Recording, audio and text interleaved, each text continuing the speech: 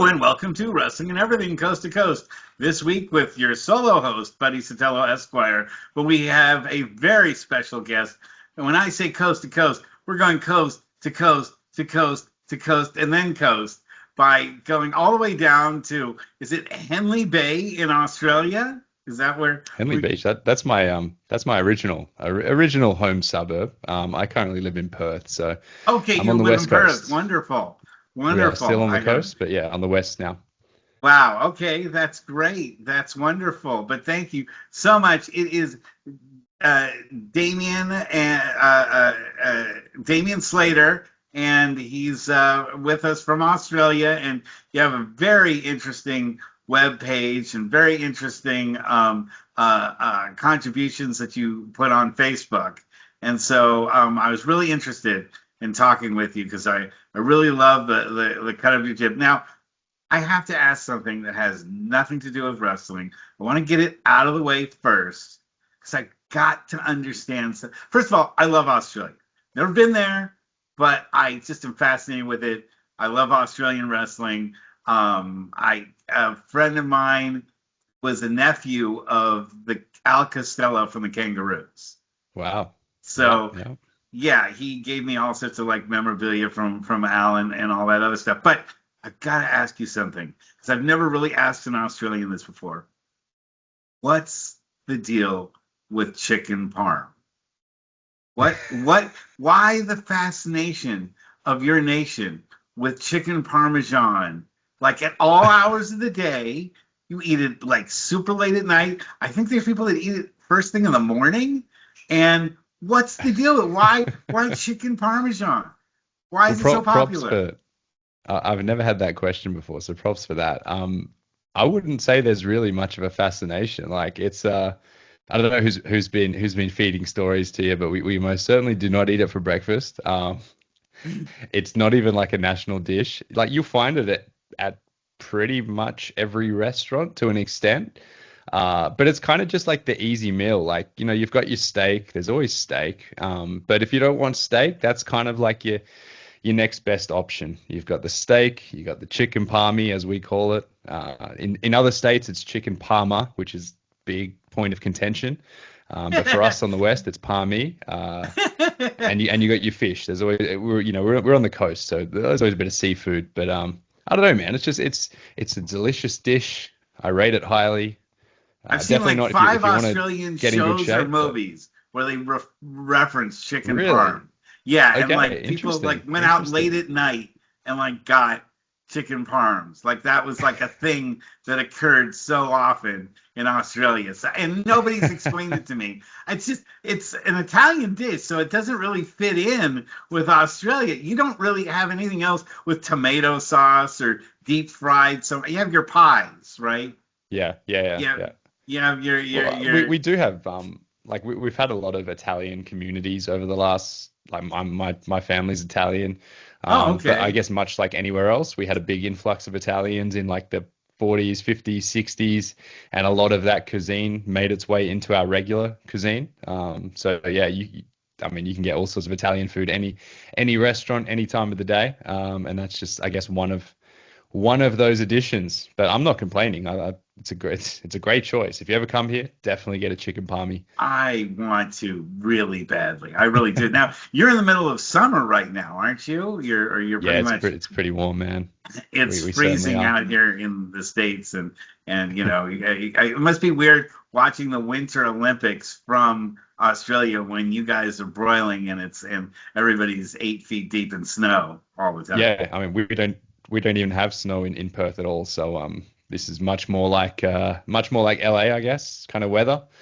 Um, I think the strangest thing was always just growing up watching Christmas movies, and there's always snow. And for us, Christmas is like the hottest time of the year. So It's so that was wild. always the big disconnect. Yes, But that's not really wild. complaining. Weather's beautiful Well, here. and maybe this time of year I'll find a way to come over there because that would be a way to escape what's going on around here Something and the different, kind yeah. of weather we've been having. But anyway, enough about the weather, enough about chicken parm. Actually, we're here to talk about wrestling and really impressive resume of what you do. But let's rewind everything back to the beginning and tell me how you got started. Where did your love of wrestling come from? I was an attitude era kid, like many who are from, I was born in the late 80s. We all kind of got to that age of like 11 or 12, 1999, and it's the biggest thing in pop culture is WCW and WWF. So for me, I remember I was never into wrestling. I always heard about it. You see it in the magazines, you see the video games, but I think I was at a friend's house. We had like a birthday party. Everyone's sleeping over his place, and we had a pretty tough time with wrestling because it would air at like midnight on a Saturday night, and it would be 6 months delayed. Like unless you had pay TV, which was fairly uncommon, to get free to air wrestling was really hard. And I think we stayed up late as the rebellious 11 year olds we were, and I remember seeing the Undertaker come out, and he had a blade, and he started to carve Mideon's chest up, and I thought, that's the world for me. Like this is what I loved. But honestly, like I was big into like slasher films and horror films. So when I saw that, I thought, oh, this is like a slasher film in real life, and it airs every week. Like I think I could get into this. And then obviously got into it more, started watching it every week during that 99 kind of period, and just fell in love with everything, the spectacle, the characters, the storylines. And yeah, very quickly became something I wanted to do. It was really tough over here. The early 2000s when I got started. So I started training in 2002 Okay, officially that's at I a proper started in school. I started managing in 2000, so our careers There started you about go. the same Yeah. time. Yeah. There was only like back then it was very grassroots because Australian wrestling, from what I gather from my trainer who was a 70s slash 80s wrestler, it was pretty big during that era. A lot of it was very British influenced, like that World of Sport era where it was catch as catch can. And then during the 90s, it kind of disappeared. Like a lot of that era, they got old, they retired. No one had schools, so no one They was really training died. up A anyone few of them else. died, unfortunately. A few Yeah, of them like it was died. kind of that time period. And then there was a bit of a black hole. Like I wasn't into wrestling, so I wasn't aware, but um, the way I found out about it, my dad was a rugby coach. One of his players had started wrestling locally, and I was fully into it at this point. This was the late 1999, and I think the promotion was brand new. There hadn't been any promotions in my entire state, which is a big state in South Australia, and even like Western Australia, where I am now. There was nothing even for years after that. And he said, "There's a wrestling show coming up. It's like their third show ever." And I was all in. I went down there. In hindsight, the wrestling probably wasn't very good, but for me, seeing it up close for the first time was unreal. And I knew when I was old enough that I would go to the one school that we had in our city. So yeah, turned 15, straight over there, and I've never looked back since. Wow. But you've done some other martial arts stuff. Yeah, like since I have since. I did karate when I was really young. Everyone did karate. Again, that was kind of like the trend of the early 90s when I was growing up. Karate Kid, Three Ninjas, and Teenage Mutant Ninja Turtles.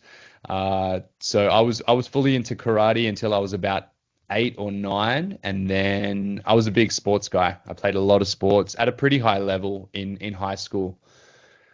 So karate fell by the wayside. I got into other sports until wrestling took over, but it's been more in the recent years. I've done a lot of Brazilian jiu-jitsu over the years, but then pretty much from COVID onwards, it's a whole nother story. But a lot of my opportunities with big mainstream companies kind of died off. A lot of those contacts got lost. COVID kind of like reset everything. A lot of the opportunities just weren't there anymore. And I said, I still love wrestling, but I've always wanted to give more time and effort to jiu-jitsu. And since then, like it's been like six years now, I've been training very regularly in jiu-jitsu, working my way up, competing in local competitions, but always been an MMA fan.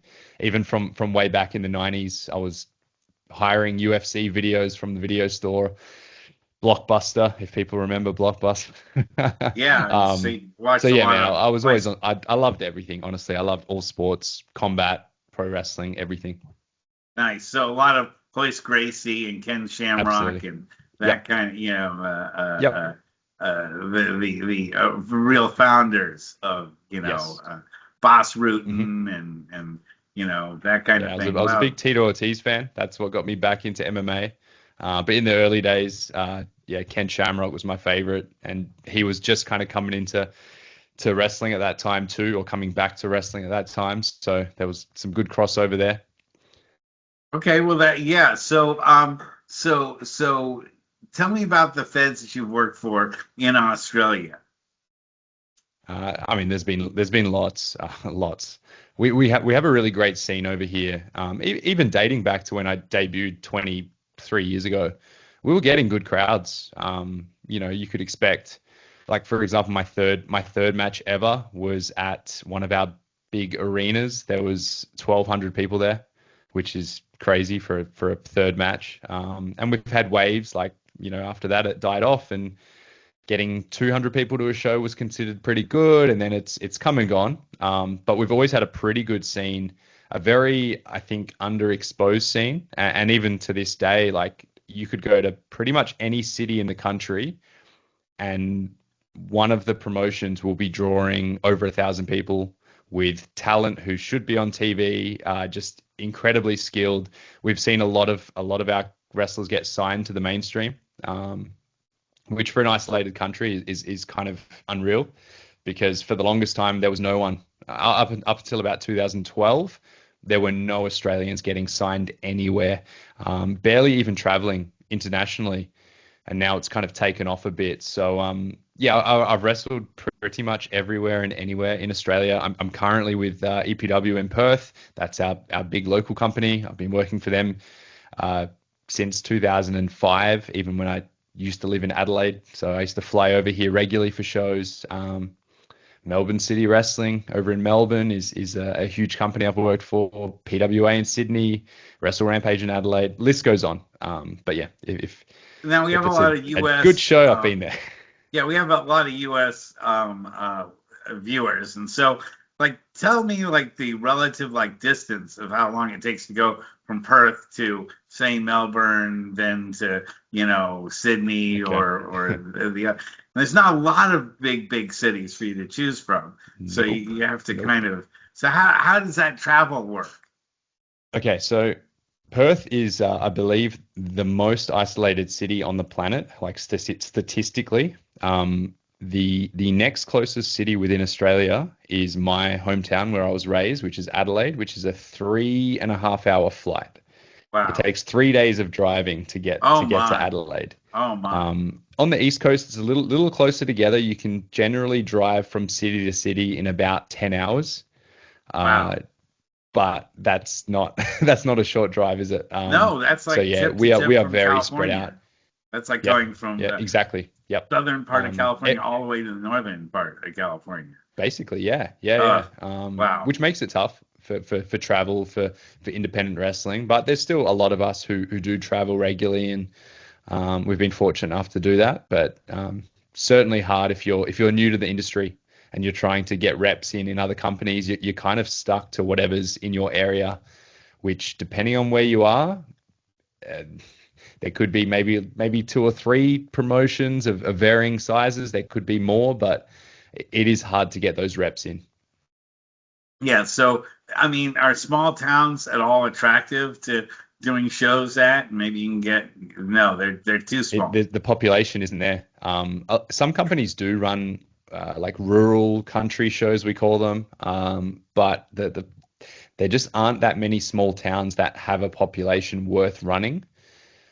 So yeah, few and far between, to be honest. But I think, all things considered, the fact that we are so spread out and we don't have the biggest population, like Perth, I think we've got maybe a little over 2 million people. Adelaide was 1 million.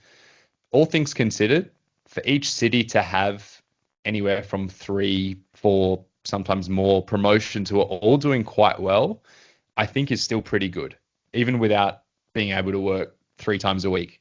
A lot of our crew, they're still getting bookings almost every weekend, at least one. So it's not the worst thing in the world, but yeah, ideally everything would be a little closer together if we had it our way.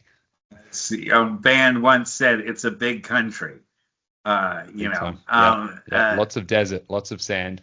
I know. No, again, I'm fascinated with it, and I would get a chance to see it someday. But you've also wrestled outside of Australia. You've wrestled Yeah. in Japan and in the United States. Why don't you tell me a little bit about that? First about Japan. Yeah, Japan came a little later, 2012. Oh, I had a okay. 3 month stay at 01 in Japan. I was training under Akudo Hidaka over there, who, in my opinion, probably the most underrated junior heavyweight ever. And that was just through links that were made years prior. So my one of my original trainers was Hartley Jackson, who's currently in New Japan. Just recently won and lost the 6-man titles in New Japan. But he's from Adelaide. I basically came up through him. I followed his every move. We started a new gym pretty much together, or at least I was kind of working as an assistant coach under him. So he first went to America, probably like 2005 or 2006, and he was training at the Inoki Dojo in California. And like I said, no one was really traveling internationally then, so I was I was like, I have to follow this guy. Like he's opening up new doors. I'm going to try to do everything he does. So I did the same thing. I went to the States. I lived in California for 6 months. And I then didn't a few see years you. later, I didn't he meet was you while starting you were to here. I say that didn't run again. into you while you were here. Yeah, I was in San Bernardino. Yeah, So I was I'm working just with, kidding. As California is as big as Australia, it's the odds massive. of Yeah, running into somebody, huge. yeah. But Well, even Northern even California. still, I'm in Northern I say California, and LA. Yeah, it's like so you're like San Fran way, right? yeah, exactly. And so I mean that's Sure. the difference between Perth and pretty much Melbourne or something. As far Yeah, as like this, maybe I think that's big maybe even distance. further distance. But yeah, it's just two Exactly. different societies. But continue with your time in Los Angeles. Yeah. Yeah, no, absolutely. But yeah, he ended up forming a bit of a link with 01 in Japan. Started working with them a bit, so we actually became 01 Australia for a period of time. Now the promotion is called Wrestle Rampage, but yeah, we had a link, so there was a lot of kind of like trading back and forth. We would have tryouts in Adelaide for people to go to Japan, and that's kind of how I got over there and trained over there and wrestled over there, and yeah, had a fantastic time. But yeah, I've had a lot of little stints around the place where I would be in a location for a few months at a time and come back, and that's kind of how a lot of my generation brought the knowledge back home, because there just wasn't a lot of experienced coaches. I was super lucky. My coach, like I said, was a wrestler in the 70s, has since passed away a few years ago, but I was lucky in that not many people had that old school training. A lot of people were relying on coaches who perhaps weren't really well trained or kind of had to figure it out themselves, like not far off being backyard wrestlers really. But I was lucky that I actually got brought up in a really good way. And that's not lost on me, because nowadays we have fantastic schools everywhere, but back then it was really, really hard to get a foot in the door. Sure. So tell me about your American experience down in Los Angeles. Who'd you Yeah, wrestle yeah. for and who'd you wrestle with? Sure. Yeah, like I said, I was in San Bernardino, so I was a couple hours out of LA. I was training. I was supposed to go to the Inoki Dojo, but literally 3 days before I headed over there, I got the word that the dojo was closing or had closed. They were in North Hollywood at the time, I believe, but alongside closing, there was a lot of their coaches and students who now needed a new home. So they were all going to go and train at EWF, School of Hard Knocks, which was run by Jesse Hernandez, still active, I believe. And I was going to shift my plans, and instead of staying in North Hollywood, I went to San Bernardino, which is a different world, which I figured out very quickly as a 19-year-old is a uh, yeah, I don't know how to say it nicely. Uh, I was not exposed to a lot of what I saw in San Bernardino until that point. And I think I was very oblivious to it even when I was living there. Like, I was not I was not used to seeing guns and gang violence and a lot of things that I saw in my cushy, privileged middle class Grand neighborhood Theft over Auto here. is not a video Um, game. It's more of a Basically, yeah. documentary. But I was so young and naive that I just like I thought it was fun. I thought it was funny. In hindsight, now I'm terrified as a 38-year-old man of the things that I saw. But yeah, anyway, long story short, we had TJ Perkins, Carl Anderson, and Rocky Romero, who were kind of Oh, yeah. three of the more experienced crew at the Inoki Dojo, and they were going to move to Jesse's school. So I basically moved in at the same time they did, and we would do a lot of private classes. So I would train with Jesse's core group at night, but during the day, it would just be me and those three and a couple of other Aussies who came over, which was such a good experience. Like those three are, even back then, just some of the best coaches in the world, some of the best wrestlers in the world, particularly for the style that I love. And yeah, I was just working around with the NWA affiliates around California. Got to do some really cool things. Like Dave Marquez was the promoter, and like again, I'm 19 years old, super green, and he's getting me on these shows in Las Vegas with 3,500 people in stadiums. Just unreal, a really really cool experience. And I went back a couple years later as well, same kind of thing. And yeah, just any chance I could, I would save up money back in Australia and make my way over for as long as I could before they kicked me out. And that was kind of my story for a few years. And so after that, you've returned back to Australia, and you've been. When was the last time you wrestled internationally? I wrestled in Malaysia last weekend. I've been Oh doing wow, a lot of matches in Malaysia, which to be fair, Malaysia is the same flight time from Perth as Perth is to Sydney. So for us to wow, get to the other side of the country is the same flight wow, time. wow, We are very close to Southeast Asia here. Like we can go to Indonesia within a couple of hours. It's actually a lot cheaper than going to any other Australian city because wow, they have their own airlines that come here. wow! I wouldn't have even thought of that. That's wow. Yeah, That's yeah, yeah. So and what's the it's Malaysian it's a common crowd thing like? in, say that What's again, what's working with the Malaysian crowd like? Malaysia. Oh, unreal, man. You probably wouldn't have heard much about their promotion, APAC Wrestling. They have a couple of promotions, I believe, but I've been working with APAC. I believe they're under a WWE ID deal, so they kind of work alongside. A few of the ID crew came over last show that I was on with them. But honestly, probably the rowdiest fans I've ever experienced, the most dedicated fans I've ever experienced. Wow, I don't know what show numbers have been like. The last show that I did last weekend was completely sold out. Before that, they ran a stadium and that had, I'm sure, at least 500 or 600 people. nice. And for such, it's quite a new scene. Everyone's quite new, not much experience, but they're kind of like what we were 20 years ago. A lot of their crew are starting to go to America, get some training, bring it back, get the reps in here and there, and just the hospitality, like the culture. They feel like such proud people of Malaysia, and they're so welcoming. They want you to experience their country and their culture. Like I said, I've been 3 times in the last 5 months, and I'm only ever there for maybe 24 hours before I have to get back home. But they've been some of the best trips of my 23 years in wrestling. Just so rewarding, such a cool scene, and everyone's so willing to learn. They all want to get better. So I honestly think in the next, let's say, 5 years, you're going to see a lot more come out of Southeast Asia. Not even just Malaysia, Singapore, Thailand, Vietnam, Indonesia, Philippines. They've all got some really good companies brewing with really dedicated fans and great production behind it all. Send them over here. I'd love to interview them. It's fascinating Sure. to me if they don't mind the time shift. You know, we can work Yeah. that out. But so that also tail ends into like what you do with your website, which is that you dispense a lot of advice, and Yeah. that was one of the things that I found really awesome about like what you do. First of all, because I think you're really right.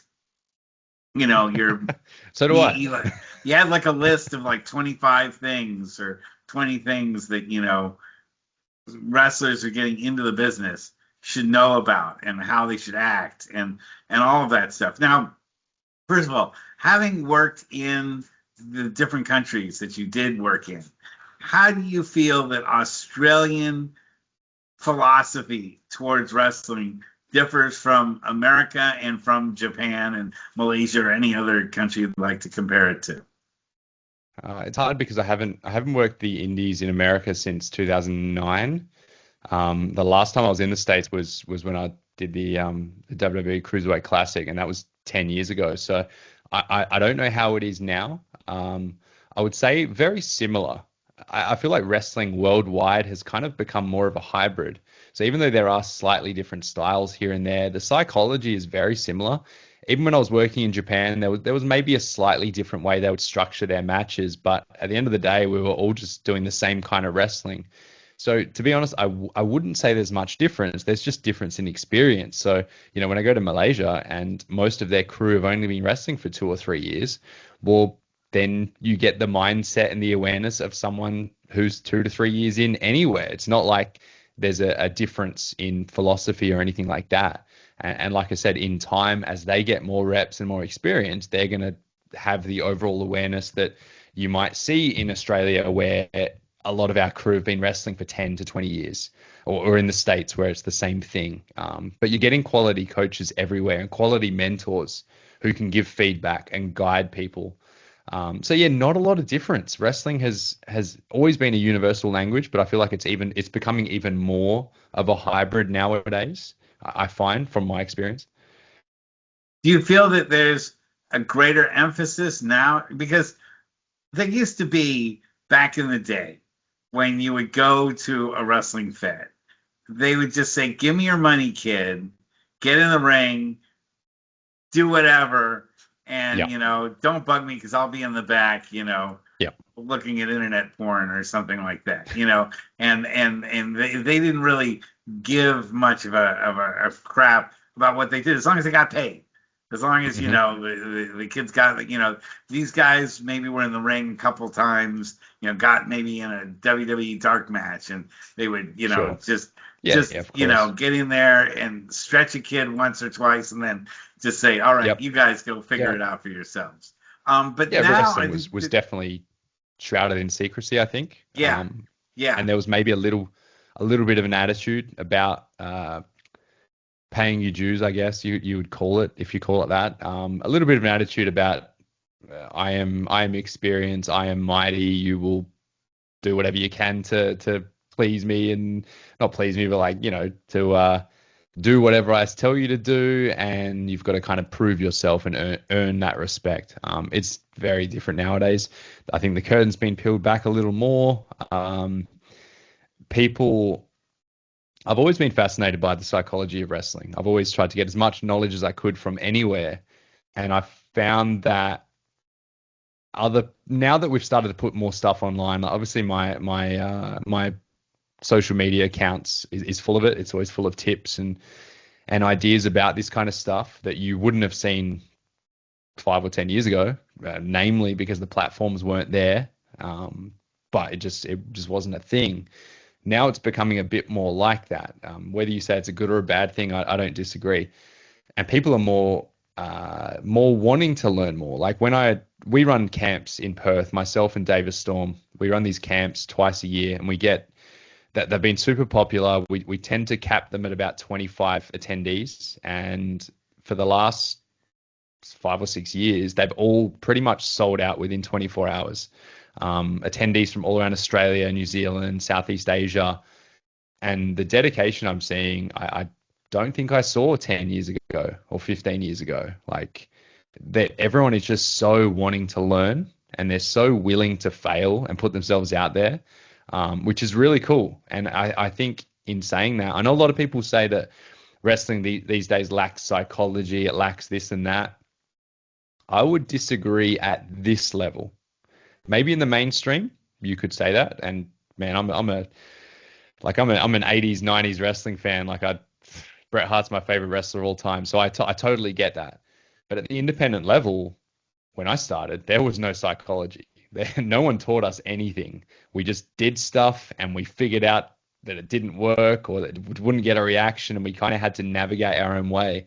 Now students are being actively taught what psychology is, what crowds respond to, how to develop your character. Like these are actual lessons we teach, like a school. So people are getting that exposure early on, and I feel like that is where there's been a big shift in the positive. As much as you want to bag out other companies and scenes and whatnot, I would say modern independent wrestling in a lot of places is better than it's ever been.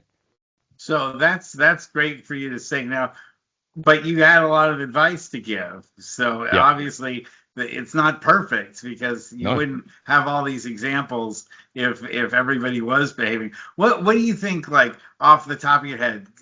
Give me your top 5 like things that you think indie feds are doing incorrectly right now that they should try to correct. What are your top 5? And you had a long list of I would 20. say, I don't know if I have a top 5. I can tell you my top one. Okay, that's a In good place to terms of a start. more modern thing, like that I see all the time, because there's other things I could say that have just always been a thing. Shows that are overbooked, shows that run too long, 3-hour shows just aren't really appropriate for most fan bases. You want to keep them hungry for more and wanting them to come back and not be burnt out. Yeah, there's lots of little things like that that have always been an issue, and that's just part of independent wrestling and people not having the wherewithal to understand that. But the one thing I've seen in more modern years is, if we look at, let's say, the WWE product, because they'd be the biggest, I wouldn't say offenders, the Offender. biggest Go ones who do it. ahead. You can. They're a TV product. They're working for different stakeholders. They're working for the live audience. Not for the live audience, for the TV audience. And And the over the years, they've stockholders. started to become a bit more, their wrestling is a little bit more pantomime in terms of they'll tell their stories through voice. In the middle of a match, a wrestler will just start cutting a promo and saying some choreographed lines to the camera because it's a camera product. The camera's right there. We can hear you. You can tell your story in that fashion. People mimic whatever they see at the top. So I've seen a lot of independent wrestlers at the lower level. They watch WWE. They see someone in the middle of a match just start showing emotion just through their voice, just through talking trash or whatever. And then it's the first thing I see. They get in the ring and they're just, I'm this guy and I'm doing this and I hate this guy. And it's just blah, blah, blah, blah, blah. None of it feels real because they don't have the facial expression. They don't have the body language and they don't believe what they're saying. Not to And two mention, you thirds of the start audience working can't hear bigger. him. And 2/3 of Of the audience course, can't even hear him. that's what I'm saying. Bigger independent show. The first 3 rows might hear what you say. The back 10 rows certainly cannot. So they're applying what they're seeing without the same context, because independent wrestling at this level is not a TV product. It's a live show. We're appealing to the people who are buying tickets. There's more people in the crowd than are watching our stream on YouTube or wherever else. So that's the one thing I've seen a lot of. And I get it. Like it's an easy thing to do. It's a bit of a shortcut. And when you're exposed to that and that's all you watch, then you're not going to understand how to emote using your body. So yeah, that's the one thing I like is I just like modern wrestlers. If they're not watching a lot of wrestling from different eras, like go back and watch All Japan from the 90s. Go watch how like Kabashi and Misawa express their emotion through their body language. Go watch Bret Hart matches. Like watch territory wrestling for a bit and just see how people did things when they didn't have the production behind them. Well, that's why my favorite wrestlers have always been those giant mask guys, not the Yeah. luchadors, but guys like the Masked Superstar, the Mhm. Intelligent Destroyer, Yeah. the Grappler, the Assassin, and my personal favorite, Don Jardine, the Spoiler. Love the Mhm. Spoiler because I love that kind of. He was a guy with a mask on like the one that he had. You don't get any emotion, and if you can't show it through physical means, you're just not going to get over. So Of course. wearing a mask brings forward that Yeah. need that you can't just give a facial expression to get over. You can't just shout. You have to use your body to make the language, to make what Definitely. happens in the ring work. And that to me is that's what I did with Mark Bison Smith is I put a mask on him and he became Super Destroyer 2000. He was fantastic at that role because it really unlocked the physical side of him rather than trying to shout his way through matches. And I do Yep. appreciate Yep. that philosophy because I think a lot of people don't recognize that, don't Yeah. recognize that it is still a physical art that you're putting forward on people. And if you're not bigger than life in everything you do, including all your movements and actions, it's not going to, people won't react to it. It's not, or they Mhm. won't react to it in the cheap seats. And that's what you Correct. want.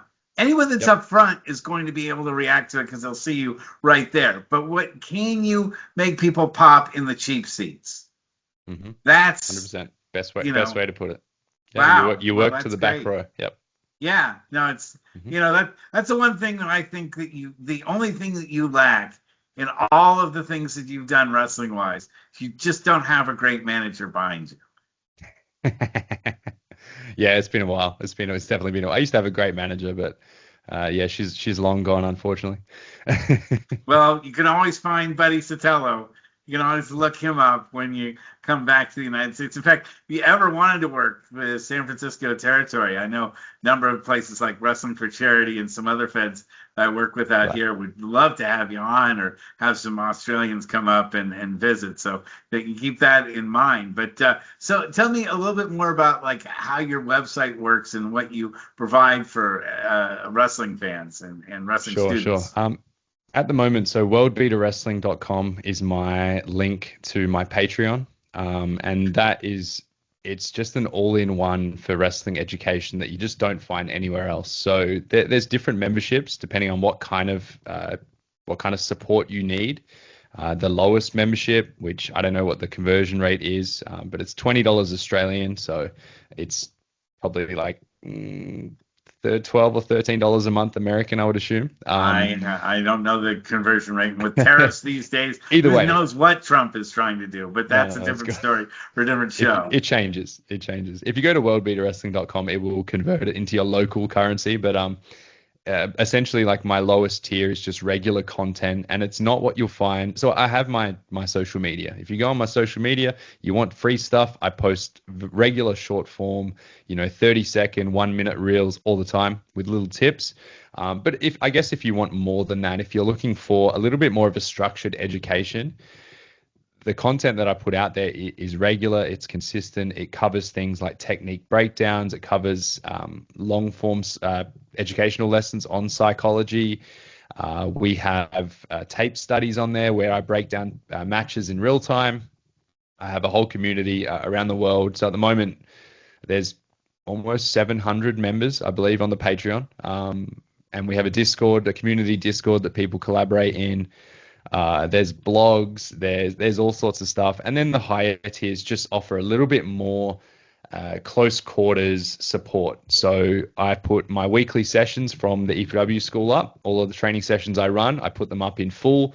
All my seminars go up there that I run, so you can basically be a fly on the wall and see how I run my sessions, see all the feedback I give.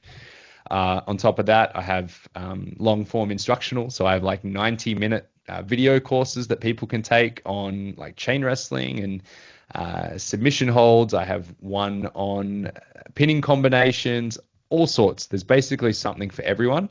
And then my highest tier is a bit of a restricted tier. I've only allowed 15 members, and I think there's only one or two spots left. But this is where I give close mentorship. So every week, we're setting goals. I'm analyzing their matches, analyzing their promos, giving them strategies for their next match. It's basically the equivalent to being a personal trainer for pro wrestlers. But yeah, it's doing really well. A lot of people are on board from all around the world, from every continent except for Antarctica. Not yet, maybe one day. But that's kind of what I'm doing with the worldbeaterwrestling.com Patreon. FYI, in the near future, I'm estimating about 6 months from now, I do have something new coming out that is more of a structured course. And this is stuff no one else has done. Even the Patreon, there's not many people doing anything like it. But the new course that I will be making, the new courses I will be making, essentially it finds out where your weaknesses are as a wrestler, where your strengths are, and it creates programs for you to complete that will guide you towards working on those strengths. So, yeah, lots more to come in the future, but essentially, I'm trying to do new things in the educational realm that no one's doing. This is stuff that other industries do really well. Pro wrestling just doesn't have anything like it. So, yeah, if you're keen on really taking control of your own learning and not just relying on someone else to hold your hand, I'll hold your hand. You can go to worldbeaterwrestling.com, and there's free trials as well, so you can kind of check it all out before you stick around. Wow, that's really exciting. I mean, that's really. How did you even feel like this was something you could put together and like going through the steps of putting all this stuff together? How did that even like enter your mind? And then how did you take the steps to put all of these things together? Because it is very well put together. Your website's very well put together, and it takes a lot of material to put Thank you. in Oh yeah. something like this. Oh yeah. There's a lot of material on there, and it's a big investment, a lot of time. It's been a long process. I started a YouTube channel in 2018, just with the thought of, I'm running these training sessions and they seem to be pretty well received. And I think I've got really good ideas from my mentors over the years. Obviously, I've been able to train in different countries with some of the best wrestlers in the world. So many lessons I've learned.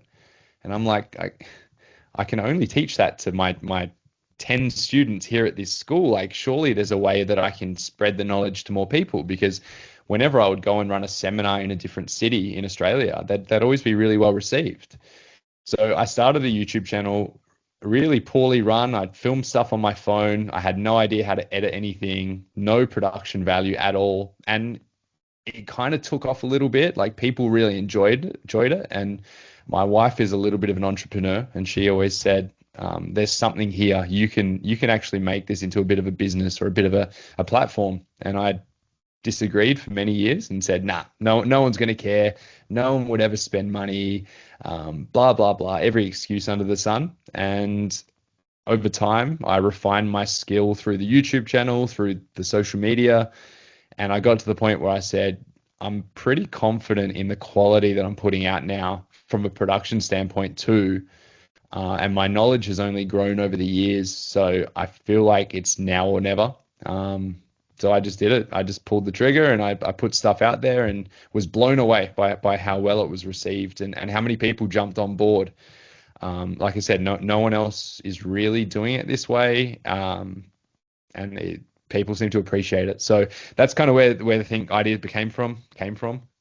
And it's just been a slow process, gradually getting better, more skilled at certain things, finding out what people like, finding out what they don't like, and taking that away. And yeah, we've come to this point. But I've taken a lot of inspiration from outside wrestling. I'm a big mixed martial arts fan, as I said. So MMA does a lot of this stuff really well.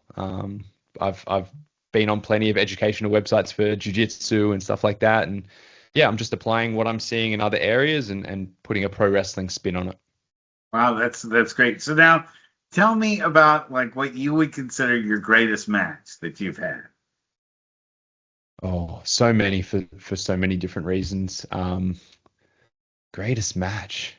One that definitely stands out to me was TJ Perkins. I wrestled him in Perth in 2018.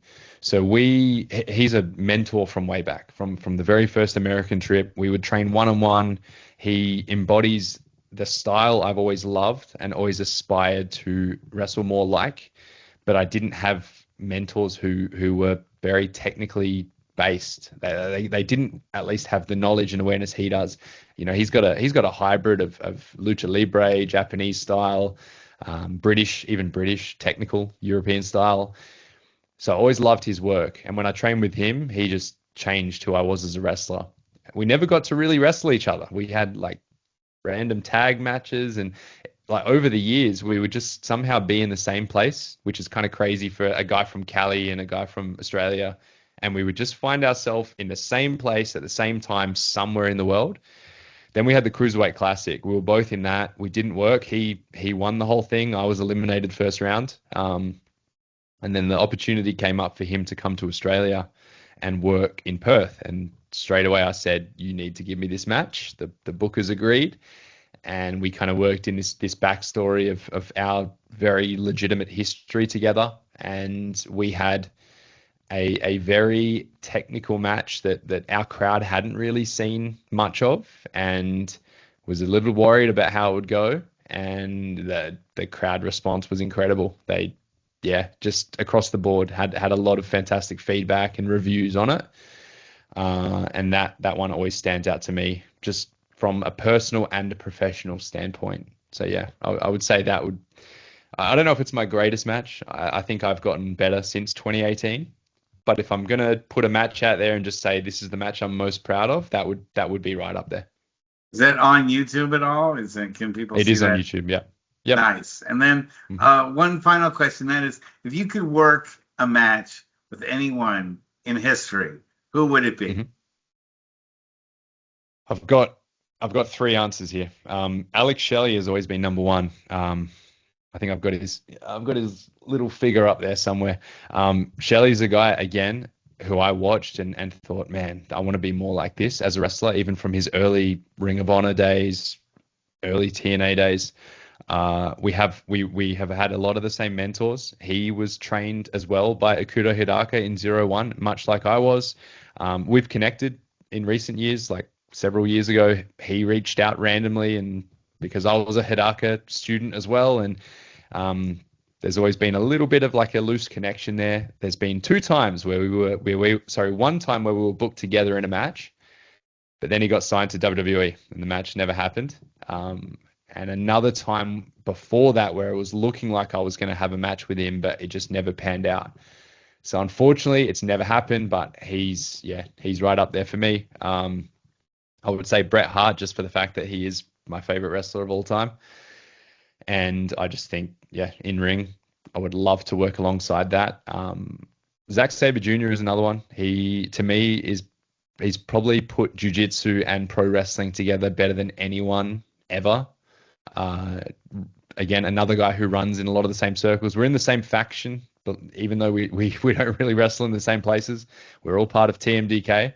But being my jiu-jitsu background in more recent years, I reckon we would have an incredible match.